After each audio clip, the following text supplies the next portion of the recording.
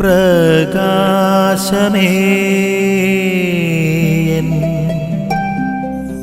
മിഴി തുറക്കുക വേഗം.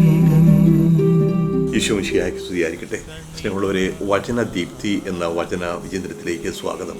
നീ ബലിപീഠത്തിൽ കാഴ്ചയർപ്പിക്കുമ്പോൾ നിന്റെ സഹോദരന് നിന്നോട് എന്തെങ്കിലും വിരോധമുണ്ടെന്ന് അവിടെ വെച്ച് ഓർത്താൽ കാഴ്ച വസ്തു അവിടെ ബലിപീഠത്തിന് മുമ്പിൽ വെച്ചിട്ട് പോയി സഹോദരൻ രമ്യതപ്പെടുക, പിന്നെ വന്ന് ബലി അർപ്പിക്കുക.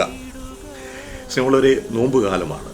നൊയ് അൻപ് എന്ന വാക്കാണ് നോമ്പായത്. നൊയ് അൻപ് നൊന്ത് സ്നേഹിക്കുക എന്നർത്ഥം. നോവാണ്, അൻപ് സ്നേഹമാണ്. ഇപ്പോൾ നൊന്ത് സ്നേഹിക്കുക, സഹോദരനെയും ദൈവത്തെയും സ്നേഹിക്കാൻ, അതിനുവേണ്ടി ത്യാഗങ്ങൾ അനുഷ്ഠിക്കാനുള്ള സമയമാണ്. 50 നോമ്പെന്ന് പറയും. അതിൽ 50 നോമ്പ് തുടങ്ങുന്ന 7 ആഴ്ചയുണ്ട്. 7 ആഴ്ചയുടെ ഞായറാഴ്ച അപ്പുറത്തും ഇപ്പുറത്തും ഞായറാഴ്ച കൂട്ടിയാൽ 50 ദിവസമാകും. പക്ഷേ ഉത്ഥാന ദിവസം നോമ്പ് അല്ല. അതുകൊണ്ട് പൊതുവേ 50 എന്ന് പറയുമെങ്കിലും 40 ദിവസം നോമ്പുള്ളൂ. അതിൻ്റെ പല രീതിയിലാണ് നോമ്പ് 40 കണക്കാക്കുക. അതെന്തിനും ആവട്ടെ, 40 ദിവസം നോമ്പ് ആരംഭിക്കുമ്പോൾ അത് പലതിൻ്റെയും ഓർമ്മ ഒതുക്കുന്നതാണ്. യേശുവിൻ്റെ നോമ്പാണ്. യേശുവിൻ്റെ 40 ദിവസമാണ് ഏറ്റവും മുമ്പിൽ മനസ്സിലേക്ക് കടന്നു വരുന്നത്. യേശു പരജീവിതത്തിന് ഒരുക്കമായിട്ട് 40 ദിവസം മരുഭൂമിയിൽ ചിലവഴിച്ചു. അതിനു മുമ്പ് ഇസ്രായേൽക്കാർ 40 വർഷം മരുഭൂമിയിൽ ചിലവഴിച്ചതുണ്ട്. 40 ദിവസം മോശ മലയിൽ പ്രമാണം സ്വീകരിക്കാനായിട്ട് പോയി പ്രാർത്ഥിച്ച അവസരമുണ്ട്. 40 ദിവസം ഏലിയ ഹോറബിലേക്ക് യാത്ര ചെയ്ത ദിവസമുണ്ട്. ഇപ്പോൾ 40 വലിയ പ്രാധാന്യമുള്ള ദിവസമാണ് ബൈബിളിൽ. അപ്പോൾ ഈ കാലഘട്ടത്തിൽ എന്താണ് ചെയ്യേണ്ടത്? അനുരഞ്ജനത്തിൻ്റെ അവസരമാണ്. ദൈവത്തോടും സഹോദരങ്ങളോടും രമ്യതപ്പെടണം. അപ്പോൾ അത് നമ്മൾ നോമ്പ് സ്നേഹിക്കുക. ഉപവാസം എന്ന് പറയുന്നത് ദൈവത്തോടൊന്ന് വസിക്കുക. ഉപവാസം എന്ന് പറഞ്ഞാൽ അടുത്ത് വസിക്കുക എന്നർത്ഥം. ഭക്ഷണം ഒഴിവാക്കുന്നതിൻ്റെ ഭാഗമാണ്. പക്ഷേ അതിനേക്കാൾ കൂടുതൽ അടുത്ത് വസിക്കണം. ദൈവത്തോടും സഹജീവികളോടും സഹോദരങ്ങളോടും അടുത്ത് വസിക്കണം. അപ്പോൾ നോമ്പ് സ്നേഹിക്കുക, അടുത്ത് വസിക്കുക.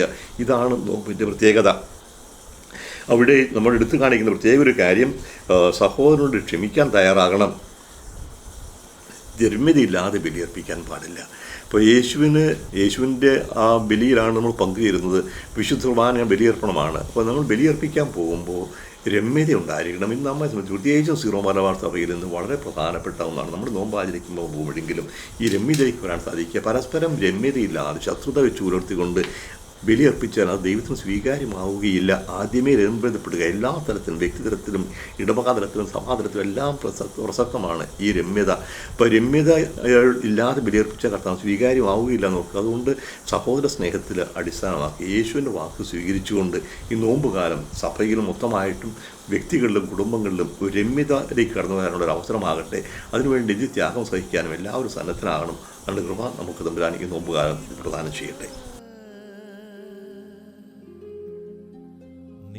വഴിയേ നടക്ക